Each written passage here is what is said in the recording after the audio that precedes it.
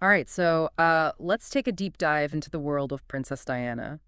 I think everyone listening wants to go beyond just the headlines, right? To understand the woman, not just the icon.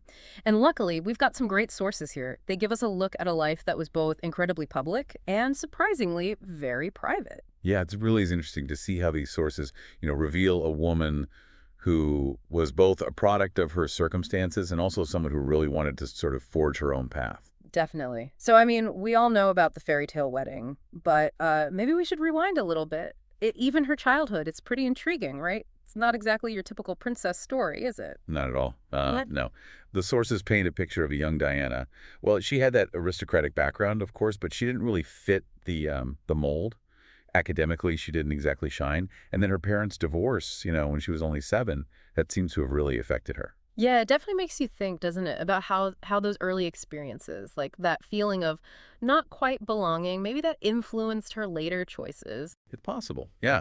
And she seemed to find comfort in creative outlets, like Right. especially dance and music, almost like she was trying to express herself, Yeah. to connect with something more. And then boom, this whirlwind romance with Prince Charles. I mean, the whole world was completely obsessed. But looking back, it does seem like there were, I don't know, cracks in the facade right from the start. Yeah. Some of the sources suggest that the engagement was, well, incredibly rushed. And there's actually a quote from Diana herself. She admitted that she didn't fully grasp what she was getting into, what being royal, what that life really meant. Wow. I mean, that's a pretty big admission, especially with the whole world, literally the whole world, watching their every move. I mean, can you imagine that pressure? Oh, absolutely. And that pressure, well, it only got worse after the marriage. The sources we have, they don't shy away from the troubles the couple faced. I mean, a lot of it was very public, especially Charles's relationship with Camilla Parker Bowles. It's hard to imagine what that must have been like for her. The betrayal, the loneliness, especially with everyone watching. It's really a tragic part of her story, there's no doubt. But I think it's also really important to remember her strength and her resilience. Even with all that turmoil, she stayed dedicated to her sons, to William and Harry. That's true. I mean, she could have easily retreated, but she wanted something different for them, Right. to give them a sense of normalcy and love. And then, of course, there's her charity work, which, went way beyond what most royals did. Yeah, she was a real trailblazer. It wasn't just about, showing up and lending her name to a cause. It was so much more than that. She really connected with people, especially the people that a lot of others just forgot about. That image of her shaking hands with an HIV patient in the 80s, when everyone was so afraid, I mean, that's powerful. It really shows her empathy and how she was willing to challenge the status quo. For sure. And it's interesting to think about how long-lasting her impact has been. I mean, she basically set a new standard for what royals could do, and that's still influencing how the monarchy engages with social issues even today. So we have this image of Diana, right, as a compassionate advocate. But the sources also talk about some surprising personal interests. I mean, it wasn't all just fancy balls and galas, was it? Oh, not at all. One interesting thing is she was really into fitness in a way that, well, that was pretty modern for the time. Yoga and Pilates, those weren't really mainstream back then, but she did them. So she was focused on well-being then, like both physically and mentally. I mean, that really resonates today, doesn't it? But it wasn't just about exercise, right? You're right. The sources also mentioned that she loved, simpler things, like walking in the woods. It shows a different side of her, like this yearning for peace, for connection with nature. I Yeah. don't think the public really saw that side very often. Yeah, it really makes you realize how multifaceted she was, this global icon going through all these personal struggles, but also, finding peace in nature. It's an interesting contrast, to say the least. And speaking of contrasts, the sources also mention how she could connect with anyone, like people from all walks of life. It's true, yeah. And that's a big part of why she's still so popular. I think people felt like they could relate to her, like she actually saw them, even in a crowd. Which, well, it makes her death even more tragic. Mm. August 31st, 1997, I think everyone remembers that day. Yeah, it was a shock for the whole world. The official cause was that car crash in Paris. Right. But there's always been this, this cloud of mystery around it. Right. All those conspiracy theories. Some people think it was planned, and then others, well, they blame the paparazzi for creating such a dangerous environment. What do you make of all that? It definitely adds to the intrigue, and, it's really poignant Because, well, according to some sources, Diana was actually planning to announce her engagement. To Dodie Fate, I mean. Just a few months before she died. Wow. So she was on the verge of something new, a new chapter. Maybe even happiness. It's really tragic. But even with all the drama and the speculation, what I find fascinating is public opinion. On Diana, I mean. It was and still is so complex. It is, yeah. Her relationship with the royal family, complicated to say the least. And the media, they adored her one minute and hounded her the next. It makes you wonder how much control she really had.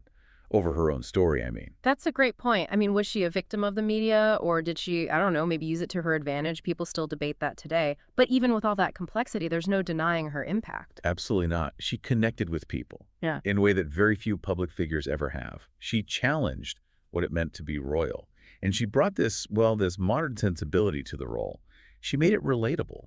And it's crazy to think about all the little things, like, do you know that she collected Beanie Babies? It's surprising, isn't it? It shows a different side of her, a fun side, a sense of humor. You don't always think about that with someone in her position. And apparently she loved giving surprise gifts.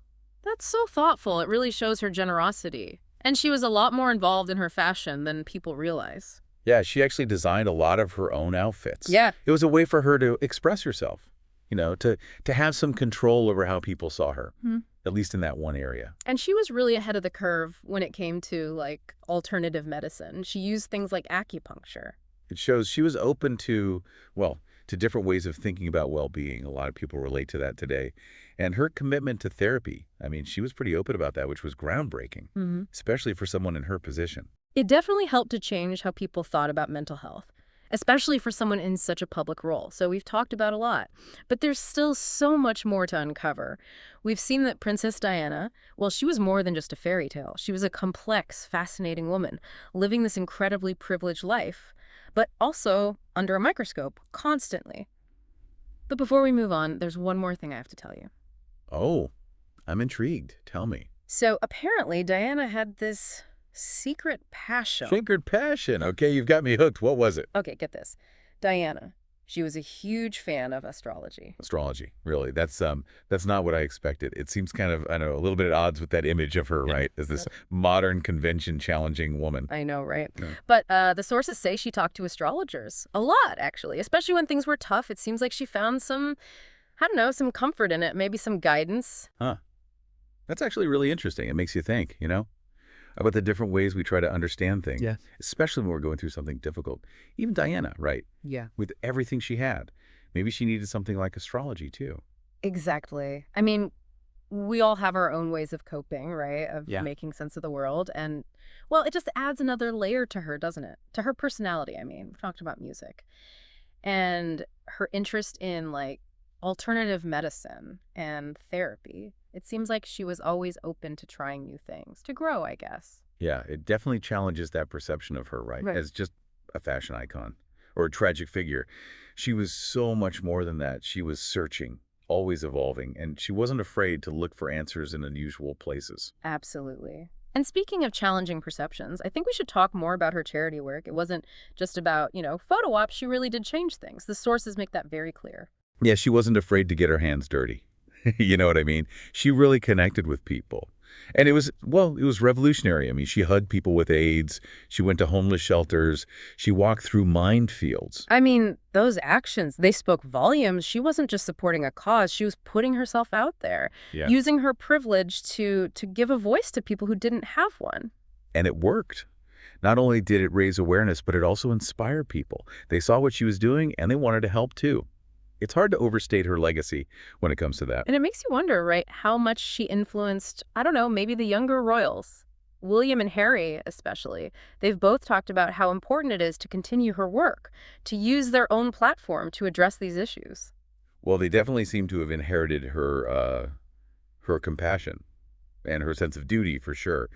They're not afraid to speak out, even when it's even when it's a little controversial. Yeah, they're carrying the torch, that's for sure. It makes you wonder, what Diana would think of the world today, all the challenges we're facing, and all the movements, right? All the people trying to change things. It's hard to say, of course. Mm-hmm. But knowing her passion for justice and how much she believed in people, I think it's safe to say she'd be fighting for change. I think that's a really important point.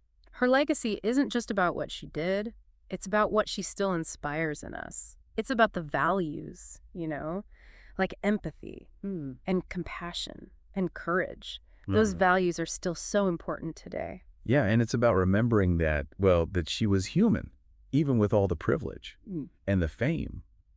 She had her own struggles and her own insecurities and, of course, her own triumphs, just like all of us. Exactly. And that's what makes her story so powerful. It reminds us that behind all the titles and the fashion and the glamour, there's a real person with a real heart and a desire to connect, to make a difference. Yeah, and it reminds us that we can all make a difference, too, that each of us has something to offer the world, something unique. So we've talked about, the public Diana, the princess, the advocate, the fashion icon. But the sources also give us a glimpse into her private life, right? Her relationships, her vulnerabilities.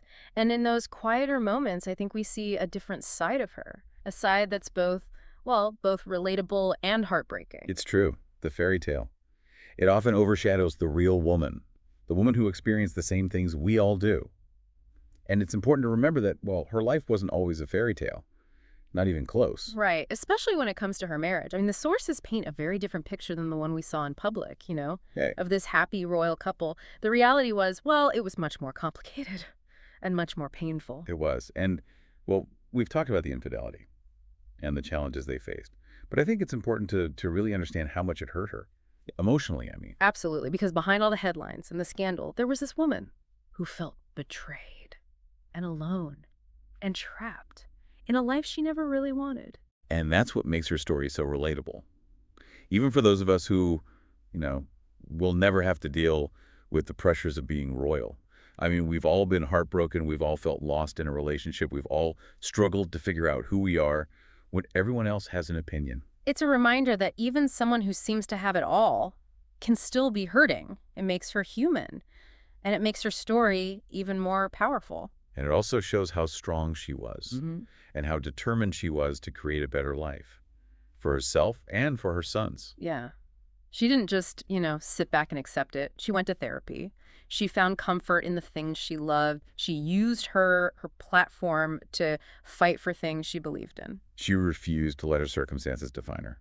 And that's inspiring, especially for people who are struggling to find their own voice, their own strength.